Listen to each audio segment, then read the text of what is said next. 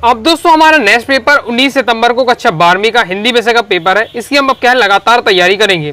तो आज इस वीडियो में दोस्तों मैं आपको काव्य खंड, गद्य खंड, बितान, अभिव्यक्ति माध्यम, पद्य साहित्य का इतिहास, गद्य साहित्य का इतिहास, महत्वपूर्ण लेखक परिचय, कवि परिचय और महत्वपूर्ण आपके क्या है गद्यांश की व्याख्या, पद्यांश की बात है, ये सब टॉपिक इस वीडियो में कवर कर लेंगे। वीडियो काफी लंबा हो जाएगा लेकिन मैं एक एक आपको टॉपिक बेहतरीन तरीके से समझा दूंगा। वीडियो को ध्यान से अंत तक देखिएगा। एक एक टॉपिक को लेंगे और उस टॉपिक से संबंधित जो भी क्वेश्चन आपके पेपर में रहने वाले हैं उनको हम कवर करेंगे। ज्यादा क्वेश्चन नहीं बताऊंगा, हर टॉपिक से आपको 5-5, 6-6 क्वेश्चन आपको कवर कराऊंगा। तैयार कर लेते हैं। आप त्रैमासिक परीक्षा ही नहीं, त्रैमासिक परीक्षा में तबाही मचाएंगे ही, आपकी बोर्ड एग्जाम की भी तैयारी होते ही जाएगी। ओके, चलिए देख लेते हैं। तो सबसे पहले हम स्टार्ट कर लेते हैं काव्यखंड। बाकी में दोस्तों आपको महत्वपूर्ण प्रश्न तो बता ही चुका हूं, क्योंकि महत्वपूर्ण प्रश्न तो मैंने आपको बता ही दिए थे। आप लोग कह रहे थे सॉल्यूशन के साथ साथ बता दीजिए, तो हम सॉल्यूशन के साथ बेहतरीन तरीके से समझेंगे एक एक क्वेश्चन को। ओके, तो पहला हमारा आ जाता है काव्यखंड। काव्यखंड में पद्य साहित्य का इतिहास एवं प्रवृत्तियां, इस वाले टॉपिक से आपके 2 नंबर का केवल एक क्वेश्चन आता है। तो 5 से 6 क्वेश्चन बता रहा हूं, तैयार कर लीजिए। 2 नंबर यहाँ से पक्के हो जाएंगे। तो पहला सगुण और निगुण धारा में अंतर स्पष्ट कीजिए। सिंपल है, सगुण धारा क्या है, निगुण धारा आपको ये बताना है। सगुण धारा में आपको बता देना है, इसमें क्या है भगवान के साकार रूप की उपासना की जाती है। निगुण में निराकार ब्रह्म की उपासना की जाती है। इसके बाद दोस्तों आपको बता दीजिएगा कि सगुण धारा में क्या किया जाता है, मूर्ति पूजा की जाती है, जबकि निगुण धारा में मूर्ति पूजा का विरोध किया जाता है। बस 2 अंतर आपके हो जाते हैं, सिंपल है। नेक्स्ट देख लेते हैं 2 प्रगतिवादी कवियों के नाम एवं उनकी रचना लिखिए। फिर छायावाद की 2 विशेषताएं लिखिए। तो आपको दोस्तों प्रगतिवाद की विशेषता तैयार कर लीजिएगा, कवियों के नाम, छायावाद की विशेषता तैयार कर लीजिएगा और छायावाद के कवियों के नाम तैयार कर लीजिएगा। क्वेश्चन है भक्ति काल को हिंदी साहित्य का स्वर्ण काल क्यों कहा जाता है। चलिए हम एक क्वेश्चन का इनका सॉल्यूशन समझ लेते हैं।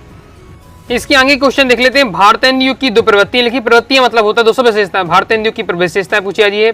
प्रयोगवादी काव्य की विशेषताएं और रीति काल की 2 प्रवृत्तियां, 2 विशेषताएं। तो चलिए हम जो भी क्वेश्चन है आपके पद्य साहित्य के इतिहास वाले, इन सभी को हम क्या है एक एक क्वेश्चन को भी सॉल्यूशन साथ समझ लेते हैं। मैं अपनी भाषा में ही आपको क्वेश्चन के सॉल्यूशन बताऊंगा।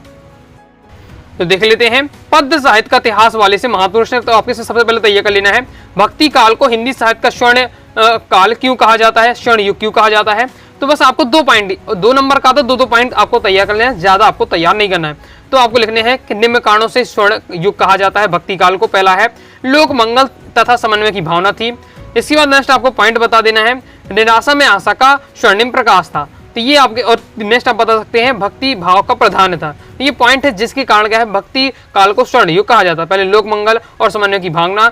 नेक्स्ट है आपका निराशा में आशा का स्वर्णिम प्रकाश, भक्ति भाव को प्रधानता दी गई थी। आगे फिर सगुण और निगुण में आपको अंतर में बता ही चुका हूँ। इस प्रकार से आप देख सकते हैं इस निगुण में क्या धारा में क्या है निराकार ब्रह्म की आराधना की जाती है, जबकि सगुण धारा के काव्य में साकार, जिस प्रकार से राम या कृष्ण परमात्मा की भक्ति का अंकन किया जाता है।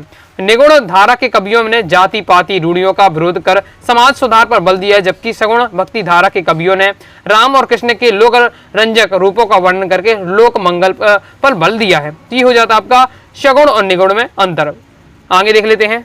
इसके बाद दोस्तों आपको छायावाद की 2 विशेषता तैयार कर लीजिएगा। बोर्ड एग्जाम में भी हमेशा ये क्वेश्चन आता है। अभी से तैयार कर लीजिए, त्रैमासिक अर्धवार्षिक बोर्ड एग्जाम तक हो जाएगा। मतलब जो मैं आपको क्वेश्चन बता रहा हूँ ये टॉपिक पर आपको दोबारा नहीं पढ़ना पड़ेगा, ना अर्धवार्षिक में ना वार्षिक परीक्षा में। अभी आप त्रैमासिक परीक्षा में पढ़ लीजिए पद्य साहित्य का इतिहास, गद्य साहित्य का इतिहास, क्योंकि ये आपके क्वेश्चन आपके एक ही रहते लगभग। तो आपके क्या है छायावाद की विशेषता देख लेते। तो पहला है व्यक्तिवाद की प्रधानता। छायावादी कविता में मुख्यतः क्या है व्यक्तिवाद की प्रधानता होती है, अर्थात इसमें क्या कवि के निजी अनुभव तथा सुख दुख की अभिव्यंजना होती है। ये हो जाता है आपकी व्यक्तिवाद की प्रधानता। मेन हेडिंग याद रखिएगा और एक लाइन उसकी पढ़ लीजिएगा। आगे विशेषता देख लेते हैं। इसके बाद नेक्स्ट दोस्तों आपको पॉइंट याद करना है प्रकृति प्रेम। छायावादी काव्य में प्रकृति प्रेम की अभिव्यंजना हुई है। इन कवियों का मन प्रकृति के चित्रण में खूब रमा है। फिर तीसरी विशेषता है प्रेम एवं सौंदर्य का चित्रण। छायावादी कवियों ने नारी सौंदर्य तथा प्रेम का चित्रण बड़ी रुचि और सहृदय के साथ किया है। तो मैंने 3 विशेषता बताई है। तो पेपर में तो आपको 2 ही लिखनी होगी। बाकी फिर इस पर क्वेश्चन आ जाता है छायावादी कवि और उनकी रचनाएं। तो छायावादी कवि कौन कौन से, जयशंकर प्रसाद, कमायनी झन्ना है, सुमित्तानंदन पंत है, वीणा पल्ला गुंजन, माधवी वर्मा, निर्जय निहार रसिम। तो ये आपके छायावादी कवि उनकी रचना हो जाती है। नेक्स्ट आपको तय कर लेना प्रगतिवादी की विशेषता। ओके, तो प्रगतिवाद की विशेषता देख लेते हैं। शोषकों के प्रति घृणा और शोषितों से प्रति करुणा, ये आपकी दी हुई है। प्रगतिवाद की ये प्रमुख विशेषता है। पूंजीवादी व्यवस्था में शोषण को जन्म देती है, सामाजिक विषमता को पैदा करती है। यथार्थ का चित्रण किया है। प्रगतिवादी जो भी कवि हैं उन्होंने यथार्थ यानी वास्तविकता का चित्रण किया है।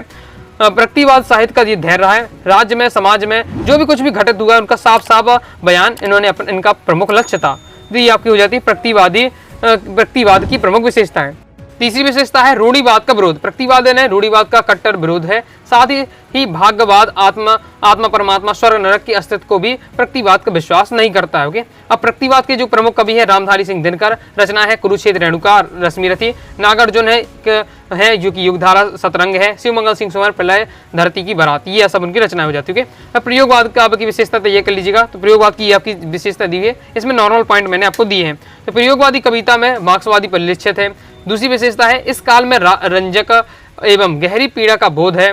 तीसरा है प्रयोगवादी कविता भावुकता के स्थान पर बौद्धिकता पर विशेष बल देती है। तो ये आपकी हो जाती है प्रयोगवाद की विशेषताएं। प्रयोगवाद के कवि तैयार कर लीजिएगा, गजानंद माधव मुक्तिबोध, चांद का मुंह टेढ़ा, फिर आपका धर्मी भारती, अंधयुग कानुप्रिया, अज्ञे की आंगन के पार द्वार। ओके, आगे देख लेते हैं। आगे दोस्तों आपको नई कविता की और विशेषता तैयार कर लीजिएगा। दो विशेषताएं आपको तैयार कर लेना है। याद करने में आपको मेन फोकस करना है, उसकी हेडिंग बस याद कर लीजिएगा। हेडिंग बस दो आपको याद होनी चाहिए, बाकी उसकी तो भी आपका काम चल जाएगा। फिर एक दो लाइन आप डिटेल से लिख सकते हो।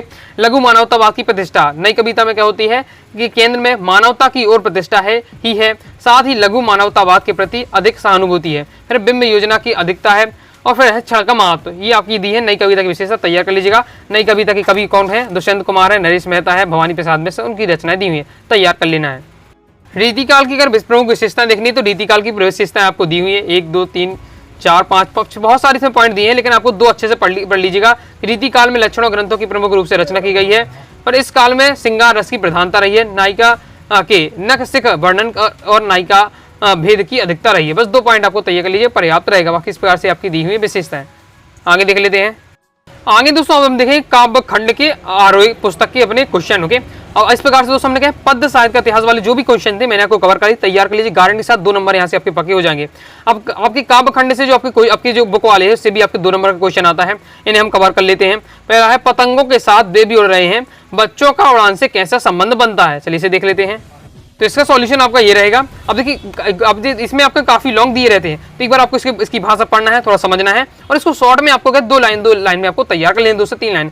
लेकिन आपको ये पूरा डिटेल से पढ़ के आप समझ सकते हैं। बाकी अपनी भाषा में 2 से 3 लाइन लिख दीजिएगा। हिंदी में कुछ आपको जबरदस्ती बिल्कुल रटना नहीं पड़ता, एजिटेस नहीं लिखना पड़ता, अपनी भाषा में आप लिख सकते हैं उसका मतलब। ओके, तो बस एक बार पढ़ लीजिएगा, समझ लीजिएगा, और फिर अपनी भाषा में 2 लाइन में आपको बता देना है, ये हो जाता है कंप्लीट। आगे देख लेते हैं। नेक्स्ट जो हमारा क्वेश्चन है, बच्चे किस बात की आशा से नीड़ों से झांक रहे होंगे। चलिए इसे देख लेते हैं। बच्चे किस बात की आशा से नीड़ों से झांक रहे होंगे। बच्चे इस बात की आशा से नीड़ों से झांक रहे होंगे कि सुबह के भोजन की तलाश में निकले उनके माता पिता सूर्यास्त की बेला में जब अब वापस आ रहे होंगे तो उनके लिए क्या भोजन का दाना लाएंगे। इस आशा से बच्चे क्या है नीड़ों से झांक रहे हैं अपनी माता के पिता की प्रतीक्षा के लिए। ओके, तो कंप्लीट हो जाता है। आगे देख लेते, बहुत ज्यादा महत्वपूर्ण क्वेश्चन है ये, आपका क्या है बोर्ड एग्जाम में आ चुका है और आगे भी आ सकता है, बहुत ज्यादा महत्वपूर्ण है। आगे देख लेते हैं।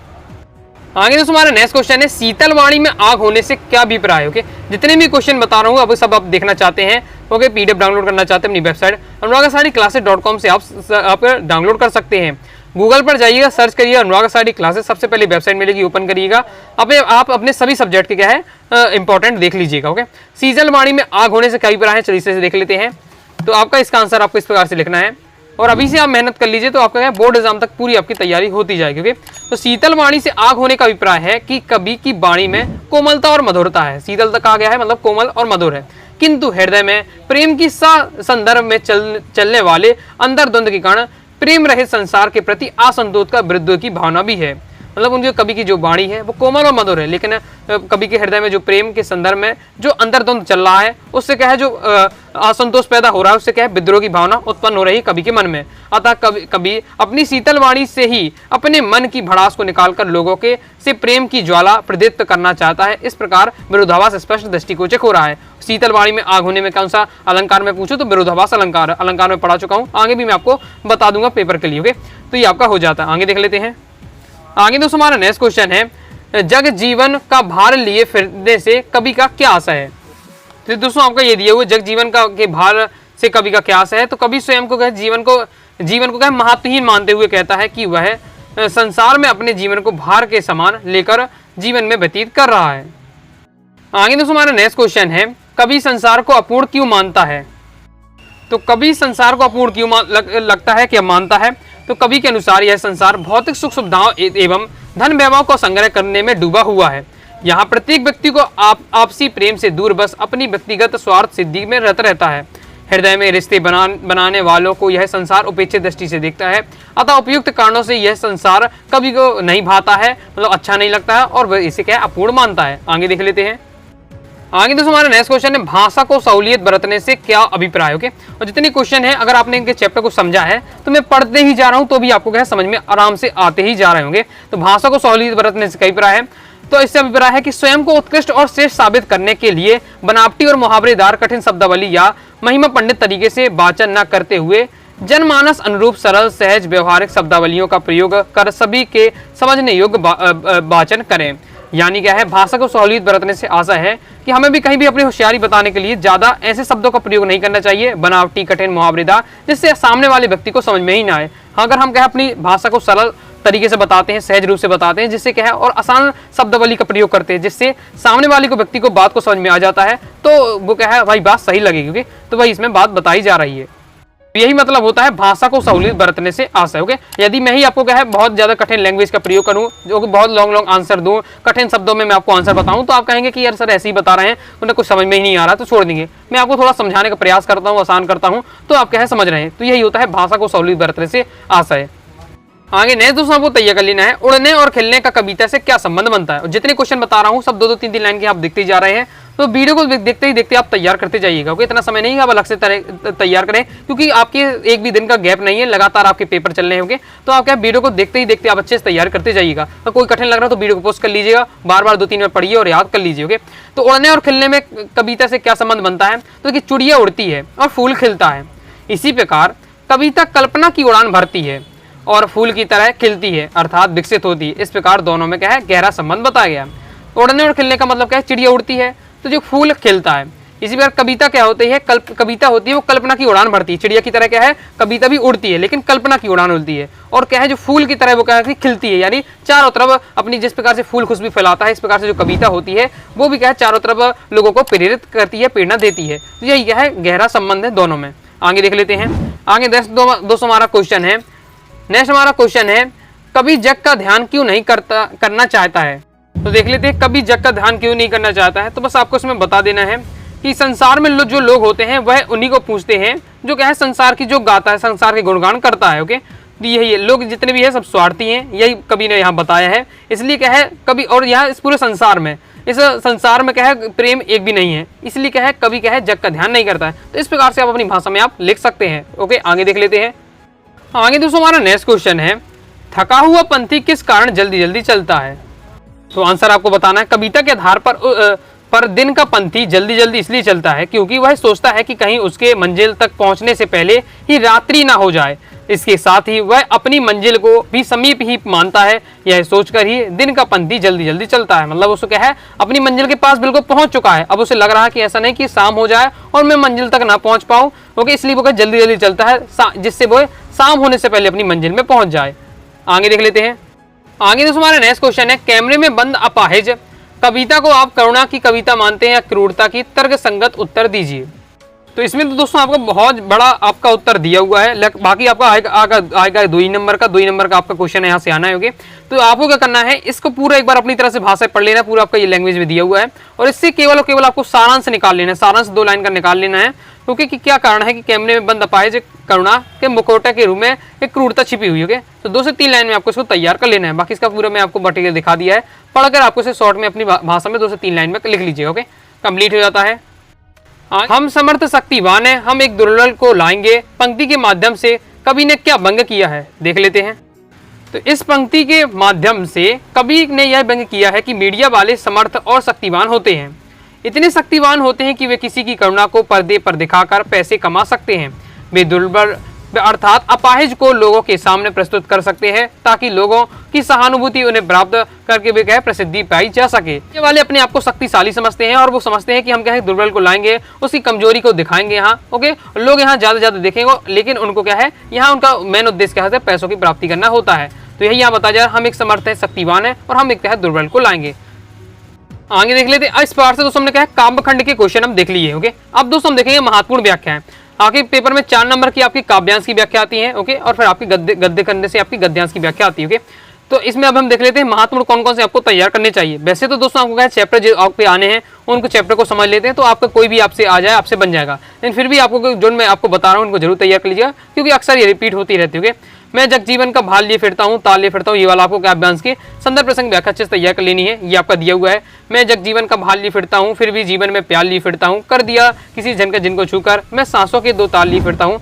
इसमें आपको देख ले प्रसंग किस प्रकार से प्रस्तुत पद्यांश हरिवंश राय बच्चन की आत्म परिचय का सजीव चित्रण है, व्याख्या इस प्रकार से दी हुई है। ओके, ये आपका संदर्भ आपका दिया हुआ है, फिर आपका ये क्या है प्रसंग दिया हुआ है और ये आपकी व्याख्या दी हुई है। तो तैयार से आपको कर लेना है। और व्याख्या के साथ साथ काव्य सौंदर्य भी आपको लिखना है। ओके, काव्य सौंदर्य जरूर रखिएगा, इसके भी आपके नंबर रहते हैं। ओके, काव्य सौंदर्य यानी इस जो आपकी दिया हुआ है आपका काव्यांश, इसमें कौन से भाषा का प्रयोग किया गया, कौन से इसमें अलंकार आए हैं, इसकी भाषा किस प्रकार से ये आपको बताना पड़ता है। ओके, इसे आपको अच्छे से तैयार कर लेना है। आगे देख लेते हैं। आगे नेक्स्ट दोस्तों आपका, मैं निज रोदन में राग लिए फिरता हूँ, शीतल वाणी में आग लिए फिरता हूँ, ये वाला जो आपका दिया हुआ है इसको आपको तैयार कर लेना है। तो संदर्भ तो आप देख ही चुके, संदर्भ तो आपको वही रहेगा। प्रसंग है इसमें, प्रस्तुत पद में कवि ने अपनी स्वभावगत विशेषताओं का सुंदर वर्णन किया है, व्याख्या आपकी दी है, काव्य सौंदर्य दिया हुआ है। तैयार अच्छे से कर लीजिएगा, पढ़ लीजिएगा, समझ लीजिए, आपको पढ़ते ही आपको क्या समझ में आ जाएगा क्या बताया जा रहा है। और आप काव्य सौंदर्य, बाकी मैं आपको क्या चैप्टर बाई चैप्टर मैंने आपको समझा दिया है पहले ही। ओके, तो प्लेलिस्ट पर जाइएगा हिंदी की, तो आपको चैप्टर बाई चैप्टर में एक एक आपको समझा चुका हूँ। ओके, कंप्लीट हो जाता है। आगे देख लेते हैं। इसके बाद दोस्तों आप इस काव्यांश की भी संदर्भ प्रसंग व्याख्या तैयार कर लीजिए। कविता एक उड़ान है चिड़िया के वाहने, कविता एक भला चिड़िया क्या जाने, ये आपका दिया हुआ है, इसमें आपका दिया हुआ संदर्भ प्रसंग व्याख्या। ओके, तो आप क्या है वीडियो को पोस्ट करके अच्छे से एक बार पढ़ लीजिएगा और यहाँ से आप पढ़ते ही आपको समझ में आएगा। तैयार अच्छे से कर लीजिएगा, पढ़ना बस एक बार आपको है अपनी भाषा में, फिर आप इजीली लिख पाएंगे। ओके, आगे देख लेते हैं। नेक्स्ट दोस्तों आपको, बात सीधी थी पर एक बार भाषा के चक्कर में जरा सी टेढ़ी फंस गई, तो ये वाला इस वाले आपको काव्यांश का संदर्भ प्रसंग व्याख्या तैयार करना है। तो ये आपका दिया हुआ संदर्भ, फिर इसके बाद प्रसंग और इसके बाद आपकी दी है व्याख्या। ओके, तैयार कर लीजिएगा। और ये आपका काव्य सौंदर्य दिया हुआ है, तो वीडियो को फुल क्वालिटी में देखकर आप इस आपके वीडियो को पोस्ट करके पढ़ लीजिएगा, कंप्लीट हो जाता है। आगे देख लेते हैं। इस प्रकार से दोस्तों मैंने आपको क्या है महत्वपूर्ण काव्यांश की काव्यखंड में काव्यांश की संदर्भ प्रसंग व्याख्या बता दी, जिन्हें आपको तैयार करना है। बाकी और भी आपको एक बार चैप्टर को पूरा समझ लीजिएगा, तो फिर कोई भी आपकी आए आपसे यहाँ से आपकी काव्यांश की संदर्भ प्रसंग व्याख्या बन जाएगी। बाकी मैंने आपको क्या तैयार करना है, जो भी आपके चैप्टर आने हैं, अभी तो आपके 4 ही चैप्टर आने हैं, चारों चैप्टर के नाम और उनके कवि के नाम तैयार कर लीजिएगा। इसी वजह से गद्यखंड में जो भी आपके गद्यखंड के चैप्टर आने हैं, उनके कवि के आपको नाम मतलब लेखक के नाम आपको तैयार करके रखना है। वहाँ से आपकी वस्तुनिष्ठ बनता है, साथ ही आपको क्या है जब संदर्भ आप लिखेंगे तो भी आपका सहायता हो जाती है। लेते आगे दोस्तों आपको नेक्स्ट आपको तैयार करना है कवि परिचय। कवि परिचय आपके पेपर में 3 नंबर का आएगा। तो आपके लिए त्रैमासिक परीक्षा में दोस्तों आपको हरिवंश राय बच्चन जी का तैयार कर लीजिएगा, इसके बाद रघुवीर सहाय का तैयार कर लीजिएगा, और आप चाहे कुंवर नारायण का 3 का याद कर लीजिए, 3 नंबर यहाँ से पक्के हो जाएंगे। अब मैं दोस्तों आपको सॉल्यूशन में आपको पहले ही समझा चुका हूँ, एक एक का मैंने आपको क्या है सबकी अलग अलग वीडियो बनाई, बहुत ही आसान भाषा में सभी को समझा दिया है। रघुवीर आपका हरिवंश राय बच्चन का, कुंवर नारायण जी का, रघुवीर सहाय का। ओके, मैं डिस्क्रिप्शन है इसी वीडियो के डिस्क्रिप्शन में पिन कमेंट में वीडियो का लिंक दे दूंगा, क्रम से आप जाकर देख लीजिएगा। और टेलीग्राम चैनल को जरूर ज्वाइन कर लीजिएगा, तो टेलीग्राम चैनल पर भी मैं पूरी आपको क्या है लिस्ट बनाकर दे दूंगा, तो वहाँ से आपको एक वीडियो देखकर तैयार कर लीजिएगा। 2-2 मिनट की आपकी वीडियो है, तो आपके तैयार कर लेंगे 2-2 मिनट में। ओके, वीडियो देख लीजिएगा। आगे देख लेते हैं। अब दोस्तों हम पढ़ने वाले हैं गद्य साहित्य का इतिहास एवं प्रवृत्तियों वाले चैप्टर से, जो हमारा जो टॉपिक है इससे देख लेते हैं। इससे भी आपके पेपर में 2 नंबर का क्वेश्चन आएगा, तो इससे भी मैं आपको क्या है 6 से 7 क्वेश्चन बता रहा हूँ, जिन्हें आपको तैयार कर लेना है। बाकी आप क्वेश्चन देख सकते हैं, आपके सामने दिए हुए हैं। भारतेंदु की निबंध की किन्हीं 2 विशेषताओं को लिखिए। निबंध किससे कहते हैं, बाबू गुलाब राय के अनुसार निबंध की परिभाषा दीजिए। आत्मकथा और जीवनी में अंतर, रेखाचित्र और संस्मरण में अंतर, उपन्यास और कहानी में अंतर, नाटक और एकांकी में अंतर। अभी से दोस्तों आप मेहनत कर लीजिए, तो आपको क्या है बोर्ड एग्जाम में फिर ज्यादा आपको यहाँ से लोड नहीं रहेगा। मतलब यही आपका टॉपिक आपको पढ़ लीजिए एक बार, फिर आपका अर्धवार्षिक में भी और बोर्ड एग्जाम में भी यही रहने वाले हैं। ओके, तो ये सब आपके क्वेश्चन है, देख लीजिए। अब मैं आपको एक सॉल्यूशन आपको समझा देता हूँ। तो दोस्तों देख लेते हैं, बाबू गुलाब राय के अनुसार निबंध की परिभाषा। तो निबंध उस गद्य रचना को कहते हैं जिसमें एक सीमित आकार के भीतर किसी विषय के वर्णन या प्रतिपादन एक विशेष निजीपन, स्वच्छंदता, स्वस्थता और सजीवता तथा आवश्यकता, संगति और संबद्धता के साथ किया गया हो। ये है आपका बाबू गुलाब राय के अनुसार निबंध की परिभाषा। इसके साथ ही एक आपको ये टॉपिक तैयार करके रखना है, गद्य की प्रमुख विधाएं। तो गद्य की जो प्रमुख विधाएं होती है, कहानी, उपन्यास, नाटक और निबंध, ये गद्य की प्रमुख विधाएं। गद्य की गौण विधाएं कौन सी कहलाती है, जीवनी, आत्मकथा, रेखाचित्र, ये रिपोर्टाज, ये आपकी गौण विधाएं कहलाती हैं। ये टॉपिक आपको तैयार किए वस्तुनिष्ठ में पूछे जा सकता है। ओके, कि जो नाटक है वो गद्य की प्रमुख विधा है कि गौण विधा, तो प्रमुख विधा। ओके, आत्मकथा, गौण विधा, इस प्रकार से आगे देख लेते हैं। अब दोस्तों हम देख लेते हैं रेखाचित्र और संस्मरण में अंतर। रेखाचित्र और संस्मरण क्या कहलाता है, देखिए पेपर में तो दोस्तों आपको 2 नंबर क्वेश्चन आएगा, 2 ये पॉइंट आपको लिखना है, लेकिन आपको क्या है 3-3 तो सबके याद करके रखना है। तो जो संस्मरण होता है, इसमें लेखक स्मृति पटल पर अंकित किसी विशेष व्यक्ति के जीवन की घटनाओं का विवरण करता है। ओके, मतलब संस्मरण में क्या करता है, संस्मरण यानी याद करना, जब जब किसी लेखक को घटना अचानक से याद आ जाती है, उसकी जो पुराने समय की घटना होती है उसको लिखता है, वो संस्मरण कहलाती है। रेखा चित्र में क्या होता है, किसी व्यक्ति या वस्तु का आकर्षक ढंग से चित्रात्मक वर्णन रेखा चित्र कहलाता है। ओके, फिर आपका संस्मरण होता है वो वास्तविक होता है, जबकि रेखा चित्र होता है वो आपका वास्तविक या काल्पनिक हो सकता है। ओके, वास्तविक भी हो सकता है और काल्पनिक हो सकता है, लेकिन संस्मरण हमेशा क्या है, वास्तविक होता है। संस्मरण की जो शैली होती है वो वर्णनात्मक और विवरणात्मक होती है, रेखा चित्र की शैली क्या है, चित्रात्मक होती है। कंप्लीट हो जाता है। कहानी उपन्यास में अंतर तैयार कर लीजिएगा। तो कहानी हमेशा क्या है, छोटी होती है, उपन्यास बड़ा होता है। कहानी में एक घटना का वर्णन होता है, उपन्यास में क्या है, अनेक घटनाओं का वर्णन होता है। और कहानी में अब क्या होती है, आपकी छोटी होती है तो कहानी में पात्रों की संख्या कम होगी। उपन्यास क्या है, कहानी की तुलना में बड़ा होता है तो उपन्यास में पात्रों की संख्या अधिक होगी। तो परीक्षा प्रेमचंद जी का क्या है, लिखित एक कहानी है, जबकि उपन्यास क्या है, गोदान प्रेमचंद द्वारा लिखित उपन्यास है। आगे देख लेते हैं। अब दोस्तों हम देख लेते हैं नाटक और एकांकी में अंतर। तो नाटक में क्या है, कई अंक होते हैं, जबकि एकांकी में एक अंक होता है। नाम ये एकांकी, एक अंक हो। तो एकांकी में केवल एक अंक होता है, जबकि नाटक में कई अंक होते हैं। नाटक में क्या है, पात्रों की संख्या अधिक होती है, जबकि एकांकी में पात्रों की संख्या नाटक की अपेक्षा कम होती है। एकांकी छोटी है नाटक की तुलना में, इसलिए इसमें क्या है, एकांकी में पात्रों की संख्या कम है, नाटकों में क्या है, पात्रों की संख्या अधिक होती है। जो नाटक होता है वो दृश्य काव्य के बृहद रूप है, जबकि एकांकी दृश्य काव्य क्या है, लघु रूप है। कंप्लीट हो जाता है। आत्मकथा और जीवनी में अंतर तैयार कर लीजिएगा। आत्मकथा में क्या है, लेखक अपने बारे में लिखता है। जीवनी में क्या होता है, किसी महापुरुष की लिखी जाती है और कोई दूसरा व्यक्ति लिखता है। ओके, तो जीवनी किसी महापुरुष पर लिखी जाती है, आत्मकथा स्वयं के जीवन पर लिखी जाती है। जीवनी सत्य घटनाओं पर आधारित होती है, जबकि आत्मकथा होती है वो काल्पनिक भी हो सकती है। क्योंकि लेखक स्वयं लिखता है तो लोग अपने बारे में स्वयं जब लिखेंगे तो अधिकतम तारीफ ही करेंगे, बुराई नहीं करेंगे। ओके, तो इसलिए काल्पनिक भी हो सकती है, बनावटी बातें भी हो सकती हैं, लेकिन जीवनी हमेशा क्या सत्य घटनाएं होती हैं। जीवनी हमेशा क्या प्रेरणादायक होती है, लेकिन आत्मकथा से प्रेरणा प्राप्त हो ये आवश्यक नहीं है। ओके, जरूरी नहीं कि हमें उसमें प्रेरणा मिले। कलम का सिपाही अमृता की जीवनी है, मेरा जीवन प्रवाह वियोगी हरि की क्या है, आत्मकथा है। तो इस प्रकार से हमने क्या है, जीवनी आत्मकथा में अंतर, नाटक एकांकी में अंतर, आपके कहानी उपन्यास में अंतर, रेखाचित्र संस्मरण में अंतर तैयार कर लिए हैं। इन्हीं में से दोस्तों आपका चारों में से जरूर एक आपका आ जाएगा, 2 नंबर यहाँ से पक्के हो जाएंगे। लाइक और शेयर ठोक दीजिए, महाकाल का लाइक और शेयर ठोक दीजिए। पूरा साल मेहनत करता हूँ आपके लिए बेटा, ऐसा नहीं चलेगा, ऐसा नहीं चलेगा। आगे दोस्तों हम देखेंगे गद्य खंड के महापुरुष। गद्य खंड वाले से भी आपके आरोह से 2 नंबर का क्वेश्चन आता है। देख लेते हैं कौन कौन से दोस्तों आपको तैयार करने हैं। बाकी दोस्तों आगे बढ़ने से पहले दोस्तों बताना चाहूंगा, अगर दोस्तों आप क्लास 12 बोर्ड एग्जाम की प्रॉपर रूप से तैयारी करना चाहते हैं, हिंदी सब्जेक्ट की, अनुराग सारी क्लासेस की हिंदी के कोर्स को ज्वाइन कर सकते हैं। हिंदी कोर्स में दोस्तों आपको कंप्लीट मटेरियल मिल जाएगा, ग्रामर के सहित आपको पूरे नोट्स मिले जाएंगे, इंपॉर्टेंट मिलेगा। ओके, हैंड रिटन रहेंगे, टाइप वगैरह रहेंगे, तो सभी आपको प्रॉपर रूप से आप तैयारी कर पाएंगे। कोर्स को ज्वाइन करने के लिए 90 39 53 44 79 इस दिए व्हाट्सएप में मैसेज करके आपके कोर्स के बारे में जानकारी ले सकते हैं, कोर्स को ज्वाइन कर सकते हैं। अब दोस्तों हम देख लेते हैं गद्य खंड के जो महत्वपूर्ण प्रश्न हैं उनके क्वेश्चन को और सॉल्यूशन के साथ। तो पहला हमारा है, लगान न चुकाने पर जमींदार ने भक्तिन को क्या सजा दी। तो इसमें आपको आंसर बताना है, लगान न चुका पाने के कारण भक्तिन को जमींदार ने क्या दिन भर कड़ी धूप में खड़ा रखा। इसके आगे देख लेते हैं। तो आगे दोस्तों हमारा नेक्स्ट क्वेश्चन है, भक्तिन अपना वास्तविक नाम लोगों से क्यों छुपाती थी। तो देख लेते हैं कि भक्तिन अपना वास्तविक नाम लोगों से क्यों छुपाती है। तो ये देख लेते हैं। तो भक्तिन का जो वास्तविक नाम है लक्ष्मीन था, अर्थात लक्ष्मी, जिसका अर्थ होता है धन की देवी। लेकिन लक्ष्मी के पास धन बिल्कुल नहीं था, वह बिल्कुल बहुत ज़्यादा गरीब थी, इसलिए वह अपना वास्तविक नाम छिपाती थी। उसे यह नाम उसके घर वालों ने दिया था। भारतीय समाज में लड़की का पैदा होना वास्तव में लक्ष्मी का घर में माना जाता है, इसलिए उसके जन्म का पर उसका यह नाम रख दिया गया था। मैंने इसका 2 से 3 लाइन का अर्थ है, आपको आंसर लिख देना है कि इसका भक्तिन का वास्तविक नाम लक्ष्मण था। लक्ष्मी का अर्थ होता है धन की देवी, लेकिन धन जो लक्ष्मी है उसकी बहुत को गरीब थी, उसका धन बिल्कुल नहीं था, इसलिए वो लोगों से अपना नाम छिपाती थी कि लोगों को जब पता चलेगा तो मेरी क्या है हंसी उड़ाएंगे। ओके, कंप्लीट हो जाता है। आगे देख लेते हैं। आगे दोस्तों हमारा नेक्स्ट क्वेश्चन है परचेजिंग पावर से लेखक का क्या आशय है। तो परचेजिंग पावर से लेखक का क्या आशय से भी देख लेते हैं। बाकी में दोस्तों आपका जो भक्तिन वाला चैप्टर है और जो आपका ये जयेंद्र कुमार जी का बाजार दर्शन वाला चैप्टर में बहुत ही तरीके से आपको समझा चुका हूँ। तो आप प्लेलिस्ट पर जाइए, क्लास 12 हिंदी 2025 के नाम से जो आपकी प्लेलिस्ट है, प्लेलिस्ट पर जाकर आप क्या है क्रम से आप वीडियो देख लीजिएगा। ओके, और चैप्टर को पूरे डिटेल से इजी लैंग्वेज में समझाया है। तो परचेजिंग पावर से लेखक का क्या आशय है, अभिप्राय है आर्थिक संबलता से है।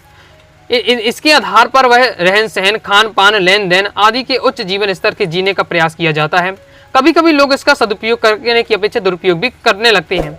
व्यापारी होड़ और बाजार कई चकाचौंध में इस प्रकार फंस जाते हैं कि अपनी आवश्यकताओं के अनुसार सामान खरीदने की अपेक्षा अनावश्यक वस्तुओं को खरीदने लगते हैं। तो परचेजिंग पावर का लेखक ने क्या बताया है कि ये एक ऐसी पावर है जिससे लोग अपने खान पान को सुधार लेते हैं, लेन देन, रहन सहन और उच्च जीवन स्तर से प्राप्त करते हैं। लेकिन बहुत से कई बार क्या है, लोग सदुपयोग करने की अपेक्षा दुरुपयोग करने लगते हैं। वो क्या कहती है, आपसी होड़ और बाजार की चकाचौंध में जो आवश्यक वस्तुएं खरीदने हैं उन्हें न खरीद के अनावश्यक वस्तुएं खरीदने लगते हैं। तो ये आपका बताया है लेखक ने परचेजिंग पावर का आशय। ओके, आगे देख लेते हैं। तो आगे दोस्तों हमारा नेक्स्ट क्वेश्चन है, भक्तिन के आ जाने से महादेवी देहाती कैसे होगी। बोर्ड एग्जाम में ये क्वेश्चन आ चुका है। ओके, बहुत ज्यादा महत्वपूर्ण क्वेश्चन है, देख लेते हैं। तो भक्तिन स्वयं को ना बदलकर दूसरों को अपने अनुसार बदल देती थी। मकई की रात को बना दलिया, सवेरे मट्ठे से खाना, बाजरे के तिल लगाकर बनाए गए पुए, ज्वार के भुने गए भुट्टे व हरे दानों की खिचड़ी, सफेद महुए की लपसी आदि लेखिका को अनचाहे खाना पड़ता था। भक्तिन ने लेखिका को अपनी पसंद का भोजन खिलाकर देहाती बना दिया। इस प्रकार भक्तिन के आ जाने से महादेवी वर्मा देहाती हो गए। क्योंकि कौन कौन से देहाती वाले जो खाने नाम लिखे हैं वो आपको थोड़ा तैयार करके रखिएगा, बाकी आपसे फिर आराम से बन जाएगा। आगे देख लेते हैं। आगे दोस्तों हमारा नेक्स्ट क्वेश्चन है, बाजार का जादू चढ़ने और उतरने पर मनुष्य पर क्या असर पड़ता है। तो जब बाजार का जादू चढ़ता है तो व्यक्ति फिजूल की खरीदारी करता है। वह उस सामान को भी खरीद लेता है जिसकी उसे जरूरत नहीं होती है। वास्तव में जादू का प्रभाव गलत या सही की पहचान खत्म कर देता है। लेकिन वह जादू उतरता है तो उसे पता चलता है कि बाजार की चकाचौंध ने उसे मूर्ख बनाया है।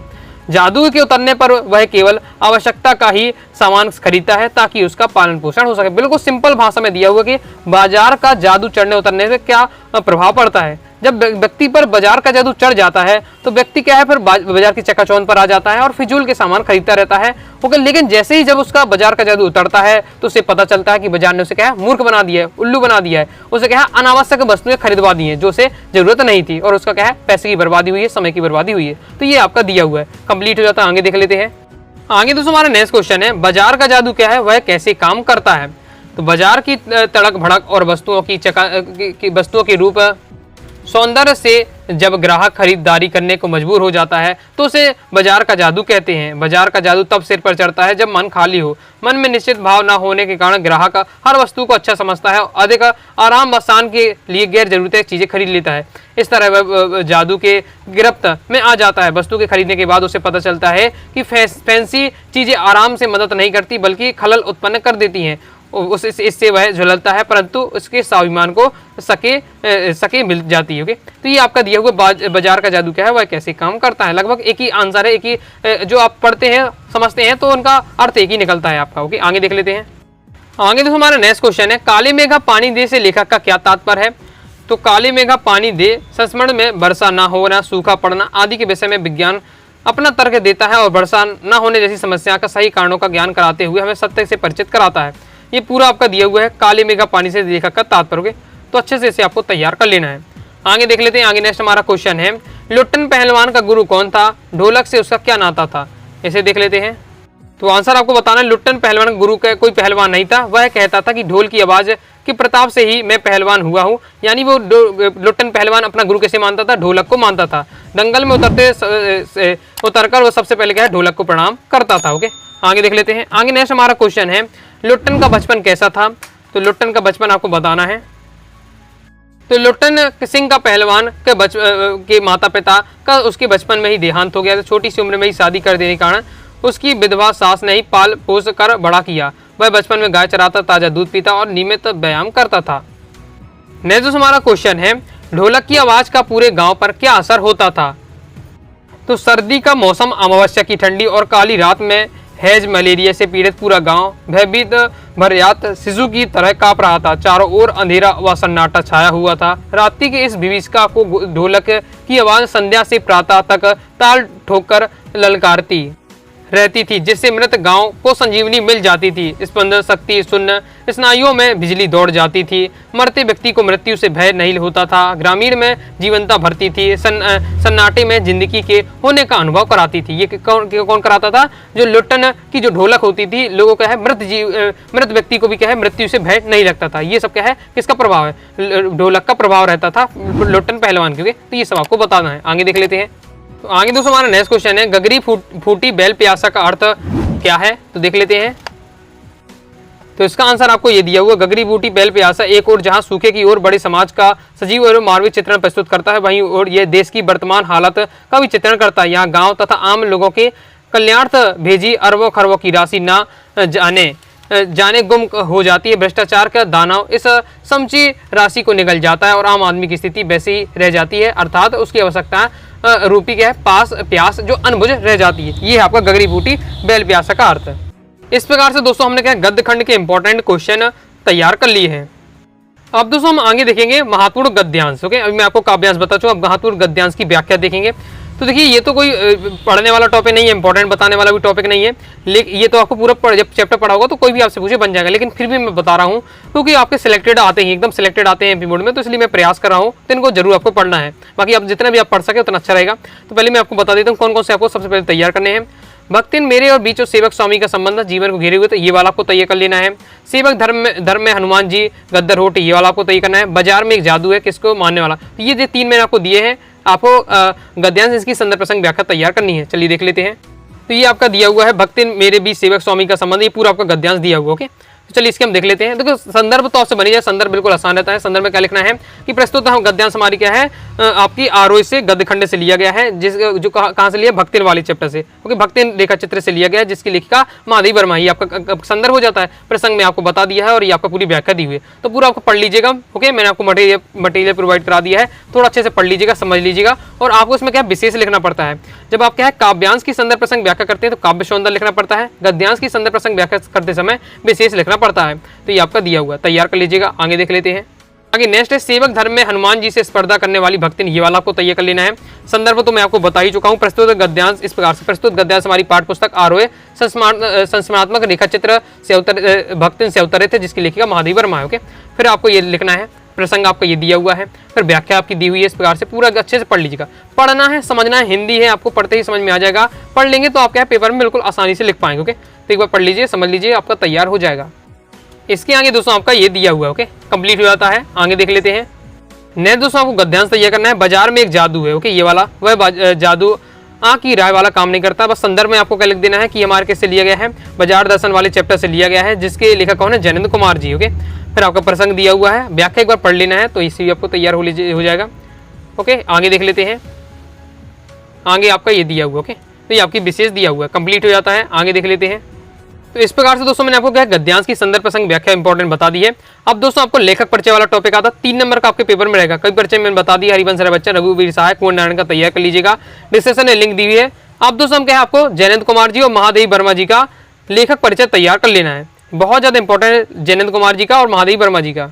तो ये भी मैं आपको पढ़ा चुका हूँ पहले ही, अभी मैंने कुछ ही दिन पहले वीडियो डाली है। ओके, 2-2 मिनट 3-3 मिनट की वीडियो देख लीजिएगा, बिल्कुल आसान लैंग्वेज दी है। इसकी भी मैं आपको क्या है वीडियो डिस्क्रिप्शन में लिंक दे दूंगा, या टेलीग्राम पर क्या है वीडियो दे दूंगा, तो वहां से आप जाकर देख लीजिएगा। अब दोस्तों हम देखेंगे बितान। बितान दोस्तों हमारी पुस्तक इससे भी 2 नंबर क्वेश्चन आता है। यशोधर बाबू की पत्नी समय के साथ ढल सकने में सफल होती है, लेकिन यशोधर बाबू असफल होते हैं, ऐसा क्यों? तो आंसर है दोस्तों इस प्रकार से आपको लिखना है। यशोधर बाबू बचपन से ही माता पिता की देहांत हो जाने से वजह से जिम्मेदारियों की बोझ में लद गए थे। वे सदैव पुराने लोग के बीच रहते थे, पले बड़े, अतः वे उन परंपराओं को छोड़ नहीं सके और यशोधर बाबू की परंपरावादी के संदा के अधिक प्रभावित थे।